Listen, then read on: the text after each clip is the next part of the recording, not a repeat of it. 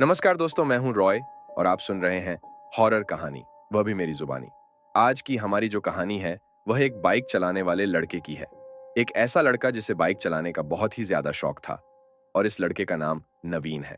तो चलिए अब यह कहानी नवीन के पॉइंट ऑफ व्यू से सुनते हैं दोस्तों। मेरा नाम नवीन है और मैं झारखंड का रहने वाला हूँ। झारखंड के जमशेदपुर से कुछ ही घंटे की दूरी पर मौजूद एक छोटे से गांव में मैं रहता हूँ। बचपन से ही मुझे बाइक चलाने का बहुत ज्यादा शौक था, लेकिन उस वक्त मेरे पास सिर्फ साइकिल हुआ करती थी और मैं शुरू से ही मेरे पापा से मुझे बाइक दिलाने की काफी ज्यादा जिद कर रहा था। तभी मेरे पापा ने कहा कि तुम एक बार 12th क्लास पास कर लो, उसके बाद मैं तुम्हें बाइक दिला दूंगा। अब जैसे ही मैंने 12th क्लास पास की तो पापा ने मुझे बाइक दिला दी। उस वक्त हमारे गांव में कुछ एक आध गिने चुने लोगों के पास ही बाइक हुआ करती थी। बाकी ज्यादातर गांव में सभी लोगों के पास साइकिल ही थी और गांव के सभी लोग अपनी साइकिल से ही शहर की तरफ आने जाने का काम किया करते थे।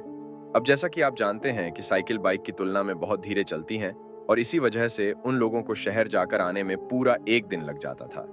लेकिन मेरे घर पर बाइक आने के बाद में सभी लोग खुश थे, क्योंकि हम कुछ ही घंटे में जब भी कोई काम होता था तो शहर जाकर वापस आ जाते थे। और धीरे धीरे मेरा ये बाइक का शौक बहुत ज्यादा बढ़ गया था। अब मैं कहीं भी जाता था तो बाइक से ही ज्यादा था। लेकिन मुझे इस बात का शुरू से जरा भी अंदाजा नहीं था कि एक दिन मेरा ये बाइक चलाने का शौक मुझे एक इतनी बड़ी मुसीबत में डाल देगा, जिसकी मैंने कभी कल्पना भी नहीं की थी। और मुसीबत भी कोई छोटी मोटी नहीं, बल्कि बहुत ही ज्यादा डरावनी और भयंकर मुसीबत। ऐसी मुसीबत का शायद ही किसी ने सामना किया होगा। दरअसल ये बात उन दिनों की है जब हमारे गांव में ही मेरे चाचा के लड़के के बच्चा हुआ था और वह अपनी पत्नी को लेकर शहर के एक अस्पताल में थे। जब गांव में उनके लड़का होने की खबर फैली तो सभी लोग काफी ज्यादा खुश थे। तभी मेरे पापा ने मुझसे कहा कि अगल बगल के सभी लोग उनसे मिलने शहर के अस्पताल में जा रहे हैं और इस वक्त हमारे खेत में धान की कटाई चल रही है, तो तुम्हारी माँ और मैं तो वहां पर जा नहीं सकते, इसीलिए हमारे घर की तरफ से भी तुम उनसे जाकर मिल आओ। अगर तुम शहर के अस्पताल में जाकर उनसे मिल आओगे तो उनके भी मन में थोड़ा ऐसे रहेगा कि उनके घर से भी कोई मिलने आए थे पापा की। ये बात सुनने के बाद मैंने उन्हें शहर में जाने के लिए फटाक से हाँ कह दी, क्योंकि इसी बहाने मुझे एक लंबी दूरी पर बाइक चलाने का मौका फिर से मिलने वाला था और इसकी वजह से मैं काफी ज्यादा खुश था।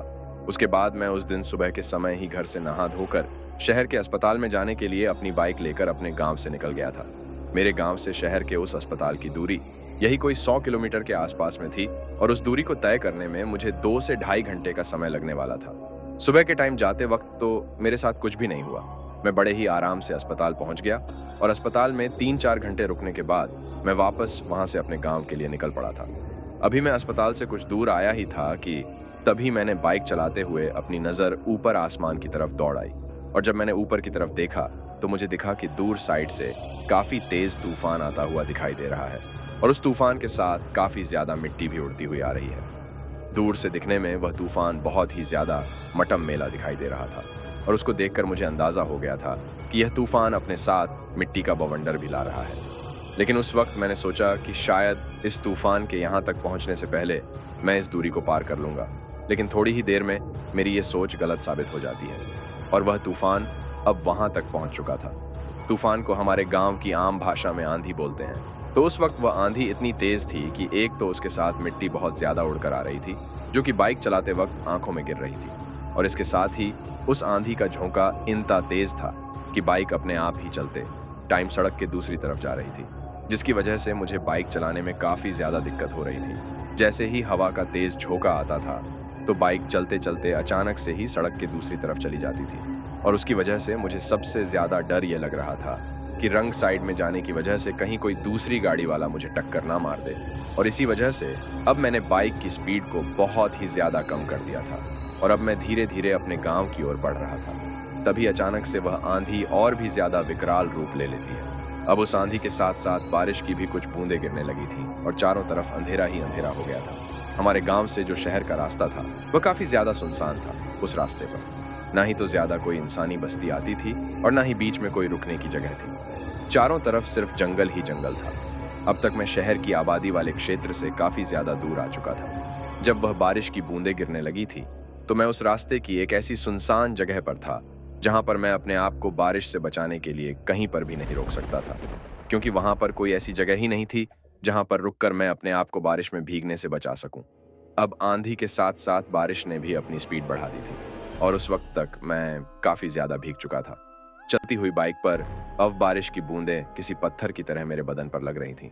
उस वक्त मैं किसी तरह अपनी बाइक को धीरे धीरे चला हुए उस बारिश और आंधी के बीच अपने गांव की ओर बढ़ रहा था। उस वक्त तक चारों तरफ घना अंधेरा हो चुका था और अब तो आसमान में बिजलियां भी गरजने लगी थीं। जब हम लोग शहर से गांव की तरफ आते हैं या गांव से शहर की तरफ जाते हैं तो उस रास्ते पर सड़क के किनारे एक जगह पर एक बड़ा सा बरगद का पेड़ आता है, जिसकी टहनियां इतनी ज्यादा लंबी थीं कि उन्होंने पूरी सड़क पर अपना कब्जा कर रखा था और वह सड़क बिल्कुल उस बरगद के पेड़ के नीचे से गुजरती थी। कभी कभार तो कोई ट्रक या ट्रैक्टर जरूरत से ज्यादा ओवरलोड होकर आते थे तो वह उस बरगद के पेड़ की टहनियों में फंस जाते थे, क्योंकि उस बरगद के पेड़ की टहनियां बहुत ही ज्यादा नीचे थीं। और अब उस वक्त जब मैं उस बारिश के बीच अपने गांव की तरफ बाइक से जा रहा था तो वह बरगद का पेड़ अब आने ही वाला था। जैसे ही मैं उस बरगद के पेड़ के पास से गुजरा तो मुझे वहां पर कुछ ऐसा दिखाई दिया जिसको देखने के बाद मेरी तो फट के हाथ में आ गई। उस नज़ारे को देखकर मुझे ये समझ में ही नहीं आया कि यह मेरी आंखों के सामने क्या देख रहा हूँ। बारिश की गिरती हुई बूंदों में भीगने की वजह से और उस तेज चलती हुई आंधी की वजह से पहले से ही मुझे काफी ज्यादा सर्दी लग रही थी और अब उस नज़ारे को देखने के बाद तो मैं बहुत ही ज्यादा ठिठुर गया था। दरअसल जैसे ही मैं अपनी बाइक को चलाते हुए उस बरगद के पेड़ के पास पहुंचा तो मैंने देखा कि उस बरगद के पेड़ की टहनी पर सड़क के बीचों बीच ऊपर की तरफ एक औरत का कटा हुआ सिर लटक रहा है और वह सिर उसके बालों से टहनी से बंधा हुआ है। वह सिर्फ किसी औरत की मुंडी ही थी, लेकिन जैसे ही मेरी नजर उस औरत के कटे हुए सिर के ऊपर पड़ती है तो मैं देखता हूं कि उसकी आंखें अब भी किसी जिंदा इंसान की तरह बिल्कुल खुली हुई हैं और वह काफी ज्यादा बाहर की तरफ आई हुई है। उस वक्त अचानक से उसे देखकर मैं बहुत ज्यादा डर जाता हूँ और मैं मन ही मन सोचता हूँ कि क्या मैं बाइक को रोक कर उसे देखूं कि वह किस औरत का कटा हुआ सिर है।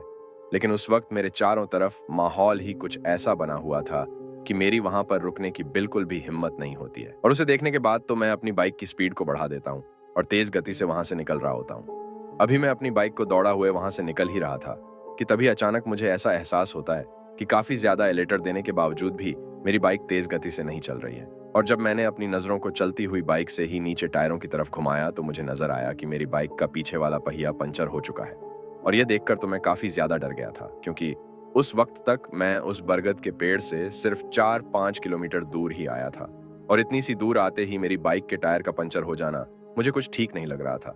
वैसे ही उस नज़ारे को देखने के बाद मैं काफी ज्यादा राह हुआ था। उस वक्त मुझे किसी भी हाल में जितना जल्दी हो सके अपने घर पहुंचना था, लेकिन ऐसे में बाइक का पंचर हो जाना मुझे और भी ज्यादा भयभीत कर रहा था। तभी मुझे ना चाहते हुए भी बाइक को वहीं पर ही रोकना पड़ा और जब मैं बाइक से उतर कर टायर को देखता हूं तो उस वक्त तक टायर की पूरी हवा निकल चुकी थी और ऐसी स्थिति में अब मैं बाइक को नहीं चला सकता था। इसके बाद उस बारिश में भीगते हुए और उस आंधी के बीच में पैदल ही अपनी बाइक को तेज कदमों के साथ गांव की तरफ दौड़ाने लगता हूं। उस वक्त मैं अपने मन ही मन में सोच रहा था कि ऐसी आंधी और बारिश में मुझे कोई पंचर की दुकान भी शायद ही मिलेगी और अगर किसी की कोई पंचर की दुकान रास्ते पर होगी भी तो वह ऐसी आंधी और तूफान को देखकर अपनी दुकान को बंद करके घर जा चुका होगा। अब मुझे मेरे चारों तरफ सिर्फ घना अंधेरा ही दिखाई दे रहा था और ऊपर से लगातार ठंडी ठंडी बारिश की बूंदें गिर रही थीं, जिनकी वजह से उस वक्त तक मैं पूरी तरीके से भीग चुका था और तेज हवा के झोंके उन बारिश के बूंदों के ठंड के स्तर को और भी ज्यादा बढ़ा रहे थे। उस वक्त मुझे उस रास्ते पर कोई भी गाड़ी या बाइक वाला भी आता जाता दिखाई नहीं दे रहा था जिससे कि मैं मदद मांग सकूं। इसके साथ ही उस बरगद के पेड़ पर मैंने जो कुछ भी देखा था उसको देखने के बाद उस वक्त मैं काफी ज्यादा डरा हुआ भी था। अभी मैं अपनी बाइक को पैदल ही उस सड़क पर लेकर चल रहा था। तभी मुझे ऐसा एहसास होता है कि जैसे मेरे से कुछ ही दूरी पर मेरे पीछे पीछे कोई चल रहा है, लेकिन जब भी मैं अचानक से रुककर पलटकर पीछे देखता था तो मुझे वहां सड़क पर कोई भी दिखाई नहीं देता था और जैसे ही मैं फिर से आगे की तरफ चलने लगता था तो मुझे फिर से वही एहसास होता था कि मेरे पीछे कोई तो चल रहा है, क्योंकि उस वक्त तक बारिश की वजह से सड़क पर काफी ज्यादा पानी पानी हो गया था और मेरे कदमों की आवाज के साथ ही मुझे किसी और के कदमों की आवाज भी सुनाई दे रही थी, क्योंकि उस वक्त सड़क पर चलते हुए पानी में कदमों की छपाक छपाक की आवाज आ रही थी और इस आवाज की वजह से मुझे यह एहसास हो रहा था कि जैसे मेरे साथ साथ यहाँ पर कोई और भी चल रहा हो। लेकिन मेरे बार बार पीछे की तरफ मुड़कर देखने पर मुझे वहां पर कोई भी दिखाई नहीं दे रहा था और इस एहसास के होने के बाद मेरे डर का स्तर और भी ज्यादा बढ़ चुका था। तभी मैंने उस वक्त चलते चलते ही दिमाग लगाया कि अगर मैं मेरी बाइक के ऊपर लगे हुए शीशे को पीछे की तरफ सेट कर दूं तो जो कोई भी मेरे पीछे चल रहा है वह मुझे उस शीशे में दिखाई देगा। और इसके बाद मैंने चलते चलते ही बाइक के शीशे को मेरे ठीक पीछे की तरफ सेट कर दिया। इसके बाद जैसे ही दोबारा से मुझे वह एहसास होता है कि मेरे पीछे कोई चल रहा है, तो मैंने आगे की तरफ चलते चलते ही अपनी नजरों को तिरछा करके उस शीशे की तरफ देखा। और उस शीशे की तरफ देखने के बाद चलते चलते ही मेरे हाथ पैर अचानक से कंपन करने लगे थे, क्योंकि उस शीशे में मुझे मेरे पीछे एक औरत चलती हुई दिखाई दे रही थी। लेकिन उस वक्त आसमान से बारिश की काफी ज्यादा बूंदें गिर रही थीं, तो उस बाइक के शीशे में मुझे कुछ भी साफ दिखाई नहीं दे रहा था। उस वक्त मैं बहुत ज्यादा हिम्मत करके ये जानते हुए भी आगे की तरफ चल रहा था कि मेरे पीछे कोई औरत चल रही है। और जब मैं पीछे की तरफ मुड़कर देख रहा हूं तो वह मुझे दिखाई नहीं देती है, लेकिन शीशे में मुझे वह दिखाई दे रही है। वह सब मेरे लिए काफी ज्यादा डरावना था, लेकिन अभी तक भी मुझे उसकी शक्ल साफ साफ दिखाई नहीं दे रही थी। तभी मैंने चलते चलते ही बाइक को एक हाथ से चलाते हुए दूसरे हाथ से उस शीशे को साफ किया। और जैसे ही मैंने उस शीशे को साफ किया तो उस शीशे में उस औरत की शक्ल देखकर मेरी आंखें फटी की फटी रह गई। मैंने सोचा कि यह कैसे हो सकता है, क्योंकि थोड़ी देर पहले जिस औरत की कटी हुई मुंडी को मैंने उस बरगद के पेड़ पर लटका हुआ देखा था, वहीं चेहरे वाली औरत अब मेरे पीछे पीछे चल रही थी। और यह देखकर तो मैं समझ गया था कि आज मैं एक बहुत बड़ी मुसीबत में फंस चुका हूं, क्योंकि मैंने मेरे गांव के कई लोगों से सुना था कि उस बरगद के पेड़ पर कई बुरी आत्माओं का बसेरा है। लेकिन गांव वालों की उन बातों को मैं बकवास और झूठी समझता था। मुझे लगता था कि यह सब उनकी मन गढ़ंत बातें हैं, क्योंकि आज से पहले भी मैं कई बार उस रास्ते से गुजर चुका था, लेकिन कभी भी मेरे साथ कोई भी ऐसा हादसा नहीं हुआ था जिसकी वजह से इन सब बातों में मुझे कुछ सच्चाई लगे। लेकिन आज जो कुछ भी मेरे साथ हो रहा था, उसको होने के बाद मुझे उन लोगों की वह बातें याद आ रही थी। तभी मैंने आगे की तरफ चलते चलते अचानक से एक बार फिर से हिम्मत करके पीछे की तरफ देखा। और जब मैंने पीछे की तरफ देखा तो हर बार की तरह ही मुझे इस बार भी पीछे कोई भी दिखाई नहीं देता है। अब आगे चलते हुए मुझे ऐसा लग रहा था कि जैसे यह जो कोई भी मेरे पीछे चल रही है, वह अब झपट्टा मारकर मुझे पीछे से पकड़ लेगी और मुझे यहीं पर मार देगी। बार बार यही ख्याल मेरे मन में आ रहा था। तभी उस रास्ते पर चलते हुए मुझे दूर से एक मिट्टी का कच्चा घर दिखाई देता है और उसके बाहर एक चमकती हुई रोशनी सी दिखाई देती है। वह घर मुझे सड़क के किनारे ही दिखाई दे रहा था, लेकिन अभी भी वह मुझसे काफी दूर था। लेकिन उस घर के बाहर उस रोशनी को देखने के बाद मुझे इतना तो अंदाजा हो गया था कि वहां पर कोई ना कोई तो है।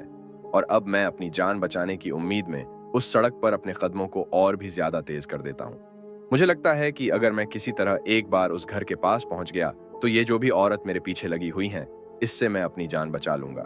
इसके बाद मैं थोड़ी ही देर में उस घर के काफी ज्यादा करीब पहुंच जाता हूँ और थोड़ी ही दूर से मुझे दिखाई देता है कि उस कच्चे घर के बाहर एक जलती हुई लाल ठन लटक रही है और इसी लाल टेन की रोशनी मुझे दूर से दिखाई दे रही थी। जब मैंने गौर से देखा तो मुझे उस घर का दरवाजा भी खुला हुआ ही दिखाई देता है। इसके बाद मैं जल्दी जल्दी उस घर की तरफ जाने लगता हूँ। जब मैं उस घर की तरफ जा रहा था, उस वक्त भी मुझे बार बार वही एहसास हो रहा था कि मेरे पीछे कोई औरत चल रही है। लेकिन उस वक्त तक मुझे इस बात का अंदाजा तो हो गया था कि यह कोई जिंदा औरत तो नहीं है, बल्कि यह उसी बरगद के पेड़ पर रहने वाली कोई चुड़ैल या डायन है जो आज मेरा पीछा कर रही है।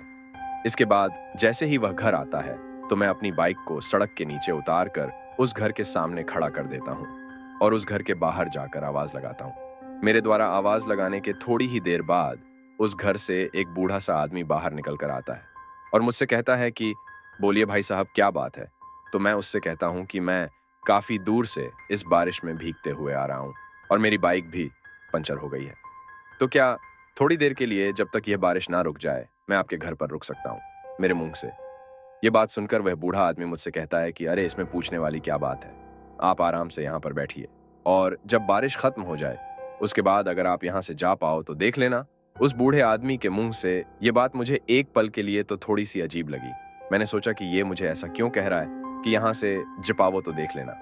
पर उस वक्त मुझे उस बारिश में भीगने से बचना था और वहां पर रुकने की असली वजह तो मेरे पीछे पड़ी हुई और डायन थी, जिसका एहसास मुझे बार बार हो रहा था। मैंने सोचा कि शायद इस बूढ़े आदमी के पास रुक कर तो मैं थोड़ा सुरक्षित रहूंगा, लेकिन इसके आगे मेरे साथ जो कुछ भी होने वाला था उसका मुझे जरा भी अंदाजा नहीं था। उस बूढ़े आदमी ने मुझे वहीं पर बैठने के लिए बांस की लकड़ी से बनी हुई एक मुड्डी ला दी, जिसके ऊपर मैं बैठ गया और वह बूढ़ा आदमी भी वहीं पर मेरे सामने बैठ गया। उस वक्त उस बूढ़े आदमी ने भी कंबल ओढ़ रखी थी। उसको कंबल ओढ़ा हुआ देखकर मैंने सोचा कि बारिश की वजह से काफी ज्यादा सर्दी हो गई है, शायद इसी वजह से इस बूढ़े आदमी ने कंबल ओढ़ रखी हैं। उस वक्त मैं उस बूढ़े आदमी के साथ उस कच्चे घर से बाहर की तरफ बैठा हुआ था। तभी वह बूढ़ा आदमी मुझसे कहता है कि आप तो बारिश में काफी ज्यादा भीग चुके हो और आपको काफी ज्यादा सर्द भी लग रही है, मैं आपके लिए चाय बनवा देता हूँ। पहले तो मैंने उसको मना किया, लेकिन उसके काफी ज्यादा कहने पर मैंने उसे हाँ कह दी और उसके बाद वह अपने घर के अंदर किसी को चाय बनाने के लिए आवाज लगाता है। तब मैं उससे पूछता हूँ कि आपके अलावा भी घर के अंदर कोई है क्या? तो वह मुझसे कहता है कि हाँ, मेरी घरवाली है। अभी उस बूढ़े आदमी को चाय के लिए आवाज लगाए हुए थोड़ी ही देर हुई थी और तभी अंदर से एक औरत चाय लेकर आती है। उसको इतनी जल्दी चाय लाता हुआ देखकर मैंने सोचा कि इसने इतनी जल्दी चाय कैसे बना ली, लेकिन उस वक्त मुझे काफी ज्यादा सर्दी लग रही थी। इसी वजह से मैंने बिना कुछ सोचे समझे उस औरत से चाय ली और मैं वहीं पर बैठा बैठा चाय पीने लगा। लेकिन जब वह औरत चाय लेकर आई थी, तभी से उसने एक लंबा सा घूंघट निकाल रखा था। जब मैं चाय पी रहा था तो मैंने देखा कि वह बूढ़ा आदमी अपनी चाय नहीं पी रहा था। उसने अब तक एक भी घूंट चाय की नहीं ली थी। तभी मैं उस बूढ़े आदमी से कहता हूँ कि क्या हुआ, आप चाय क्यों नहीं पी रहे? तो वह मुझसे कहता है कि मेरी शुरू से ही आदत है, मैं चाय को ठंडी होने के बाद ही पीता हूँ। गर्म चाय पीने की वजह से मेरे दांतों में दर्द होने लगता है। उसके मुंह से ये बात सुनकर मैंने सोचा कि शायद बुढ़ापे की वजह से ऐसा होता होगा और उसके बाद मैं फिर से चाय पीने लगता हूँ। अब जैसे ही मैंने मेरी चाय को खत्म करके गिलास को नीचे रखा, तो मेरे द्वारा गिलास को नीचे रखते ही अचानक से वह औरत अपने चेहरे पर से अपना घूंघट हटाती है और जब वह अपने चेहरे से अपना घूंघट हटाती है तो मेरी नजर उसकी तरफ जाती है और उसको देखते ही मेरी तो सिट्टी पिट्टी गुल हो जाती है। मेरा दिल दुगनी रफ्तार से धड़कने लगता है और उतनी ठंड में भी मेरे सर से पसीना निकलने लगा था, क्योंकि जब उस औरत ने अपना घूंघट हटाया और मेरी नजर उसके चेहरे की तरफ गई तो मैंने देखा कि यह वही औरत थी जो थोड़ी देर पहले मुझे मेरे पीछे चलते हुए बाइक के शीशे में दिखाई दे रही थी और जिसकी कटी हुई मुंडी थोड़ी देर पहले उस बरगद के पेड़ से लटकी हुई थी। अब मेरी तरफ देखकर वह औरत एक अजीब तरीके से मुस्कुराने लगती है। उसको देखकर मैं समझ जाता हूँ कि आज इस चुड़ैल ने मुझे अपने झांसे में फंसा लिया है। अभी मैं उस चुड़ैल को देखकर काफी ज्यादा डरा हुआ ही था कि तभी अचानक से वह बूढ़ा आदमी भी अपने ऊपर ओढ़ी हुई कंबल को हटाता है और जैसे ही वह कंबल को हटाता है तो मुझे दिखाई देता है कि उस बूढ़े आदमी के कान ही नहीं है और उसकी जो जीभ थी वह भी उसके मुंह से काफी ज्यादा बाहर लटकी हुई थी, जैसे किसी कुत्ते की जीभ बाहर लटकी हुई होती है। ठीक वैसे ही अब यह सब देखकर तो मैं समझ गया था कि आज तो यहाँ पर मेरी मौत पक्की है, मुझे अब कोई भी नहीं बचा सकता। अब वह चुड़ैल और बूढ़ा आदमी मेरी तरफ देखकर अजीब तरीके से हंसने लगते हैं और अब उनकी हंसी धीरे धीरे बहुत ही ज्यादा तेज होती जा रही थी और जितनी तेज उनकी हंसी हो रही ही थी उतनी ही तेजी से उनका वह रूप भी बदलता जा रहा था और धीरे धीरे उस बूढ़े आदमी का रूप किसी नर पिशाच की तरह हो गया था और वह औरत भी अब बिल्कुल चुड़ैल की तरह दिखाई दे रही थी। अब मैं अपनी जान बचाने के लिए वहां से भागना चाहता था, लेकिन डर के मारे मेरे शरीर ने काम करना ही बंद कर दिया था। उस वक्त मेरे हाथ पैर थर थर कांप रहे थे और मैं चाहकर भी वहां से नहीं भाग पा रहा था। तभी मुझे अंदाज हो गया था कि शायद मेरी यही पर डर के मारे हार्ट अटैक आकर मौत हो जाएगी और उस वक्त मैंने ये मान लिया था कि शायद यही मेरे जीवन के अंतिम पल है और मैं मेरे जीवन के अंतिम पलों में भगवान को याद करने लगा था कि हे भगवान, यदि जीवन में मुझसे कभी कोई गलती, भूल या पाप हुआ हो तो उसके लिए मुझे क्षमा करना। अभी मैं मेरे मन ही मन में यह सब सोच ही रहा था कि तभी अचानक से आसमान में एक जोर की बिजली गरजती है और उस बिजली के गरजने की आवाज के साथ ही आसमान से एक रोशनी सी चमकती है और जहां पर मैं बैठा हुआ था उसके बगल में जाकर गिरती है और उस रोशनी के गिरने के साथ ही एक इतनी भयंकर आवाज होती है कि उस आवाज को एक पल के लिए सुनते ही मुझे एहसास हो गया था कि वहां पर आसमानी बिजली गिर गई है और उस बिजली के गिरते ही मुझे एक जोर का झटका लगता है और उसके बाद मैं बेहोश हो जाता हूँ। फिर शायद उसके कुछ घंटों बाद मुझे होश आता है और जब मैंने मेरी आंखें खोलकर चारों तरफ देखा तो उस वक्त मुझे वहां पर सब कुछ नॉर्मल ही दिखाई देता है। उस वक्त तक बारिश और आंधी भी रुक चुकी थी और जो चारों तरफ अंधेरा छाया हुआ था वह अंधेरा भी अब हट चुका था। जब मैंने ऊपर की तरफ नजरें घुमाई तो उस वक्त तक शाम हो गई थी और अब बस अंधेरा होने ही वाला था। लेकिन जब मैंने अपने चारों तरफ देखा तो मैं सड़क के बगल में एक खुले मैदान में पड़ा हुआ था। उस वक्त वहां पर वह कच्चा घर नहीं था, बल्कि मुझे तो मेरे चारों तरफ सिर्फ खुला मैदान ही दिखाई दे रहा था। लेकिन जब मैंने मेरे सामने की तरफ देखा तो मुझे मेरे सामने 2 राख के ढेर दिखाई देते हैं और वह राख के ढेर बिल्कुल उसी जगह पर थे जिस जगह पर वह चुड़ैल और वह नर पिशाच मेरे सामने बैठे हुए थे। इसके बाद मैं फटाक से वहां से उठता हूँ और सड़क की तरफ दौड़ लगाता हूँ। लेकिन जब मैं सड़क की तरफ दौड़ रहा था तो मुझे वहीं पर बगल में मेरी बाइक जमीन पर गिरी हुई दिखाई देती है। इसके बाद मैं जाकर उसको उठाता हूँ, लेकिन जैसे ही मैं उस बाइक को उठाता हूँ तो मुझे दिखाई देता है कि मेरी बाइक का टायर अब पंचर नहीं है, बल्कि वह बिल्कुल ठीक ठाक है और उसमें हवा भी भरी हुई थी। यह देखकर मुझे समझ में नहीं आता है कि अगर मेरी बाइक का टायर पंचर हो गया था तो फिर यह अपने आप ही ठीक कैसे हो गया। लेकिन उस वक्त मैं इतना ज्यादा डरा हुआ था कि मैंने वह सब सोचना ज्यादा जरूरी नहीं समझा, बल्कि उससे ज्यादा जरूरी मैंने यह समझा कि मुझे किसी भी तरह यहां से निकलकर अपने गांव, अपने घर पर पहुंचना है। उसके बाद मैंने बाइक को वहां से स्टार्ट किया और जल्दी से वहां से अपने गांव की तरफ निकल गया। जब मैं अपने गांव पहुंचा तो तब तक पूरी तरीके से शाम हो चुकी थी और अब धीरे धीरे अंधेरा चारों तरफ छाने लगा था। इसके बाद मैंने घर जाते ही मेरे साथ जो भी घटना हुई थी वह मेरे घर वालों को बताई। मेरे मुंह से मेरे साथ घटी उस घटना को सुनने के बाद मेरे घर वाले तो बहुत ही ज्यादा परेशान हो गए थे। जब मैं अपने घर वालों को उस घटना के बारे में बता रहा था तो उस वक्त एक दो पड़ोसी भी हमारे घर पर आ गए थे और उन्होंने भी वह बात सुनी। और दूसरे दिन सुबह तक यह बात आग की तरह पूरे गांव में फैल गई थी कि कल रात नवीन के साथ शहर जाने वाले रास्ते पर उस बरगद के पेड़ के पास यह घटना हुई। और उस घटना को सुनने के बाद गांव के कई बुजुर्ग लोग हमारे घर पर मेरे पापा के पास आते हैं और वह बताते हैं कि उस बरगद के पेड़ पर कई बुरी आत्माओं का बसेरा है, क्योंकि उस जगह पर कई बार कई एक्सीडेंट हो चुके हैं जिनमें बहुत से लोगों की वहीं पर मौत हो जाती है और फिर उन लोगों की आत्मा वहीं पर भटकती रहती है। उन बुजुर्ग चाचा ने हमें बताया कि जब से वह जवान थे तभी से उस बरगद के पेड़ के पास कई लोगों के साथ बहुत सी डरावनी घटनाएं हुई हैं। इसीलिए उन्होंने मुझे कहा कि आज के बाद मैं अकेला कभी भी कहीं पर भी अपने घर से बाहर ना जाऊं। दोस्तों, आपको क्या लगता है उस दिन किसने मेरी जान बचाई होगी? मुझे तो उस वक्त बिल्कुल भी उम्मीद नहीं थी कि मैं वहां से जिंदा बचकर आ जाऊंगा। तो दोस्तों, यह थी हमारी आज की कहानी आपको कैसी लगी? कमेंट बॉक्स में कमेंट करके जरूर बताना। चैनल को सब्सक्राइब नहीं किया है तो कृपया करके चैनल को सब्सक्राइब कर लीजिए।